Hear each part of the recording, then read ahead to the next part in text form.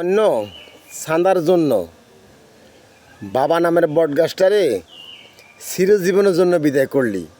আরে তুই কি করলি? তুই বাবা নামের বটগাছটার না মাইরা অল ফ্যামিলিটারে ধ্বংস করে দিতি। তুই তার সন্তানগুলা লেখাপড়ার খরচের জন্য, রিজিকের জন্য কারো ধরা যাতে হাত বাড়াইতো না। কি করলি তুই? তার অল ফ্যামিলিটা ধ্বংস করে দিতি ফাতার মাইরা। এখন যার দুইটা সন্তান, কত সুন্দর লাগে ফেসবুক খুললে ওই দুইটা সন্তান চোখের সামনে আসে, চোখের পানি জর করে পড়ে। কি করলি তুই? তার পুরো ফ্যামিলিটাকে ধ্বংস করে দিতি। রিজিকের জন্য কারোর কাছে হাত পাততে হতো না, পড়ালেখার টাকার জন্য হাত পাততে হতো না, এখন সব কিছুর জন্য হাত পাততে হয়। বাবা নামের বটগাছটারে তুই পাথর মারে জীবনের স্তরে শেষ করে দিলি। তুই এমনে নষ্ট হয়ে গেছিস টাকার জন্যে। টাকায় মানুষের মান সম্মান সব ক্ষুণ্ণ করে দেয় রে।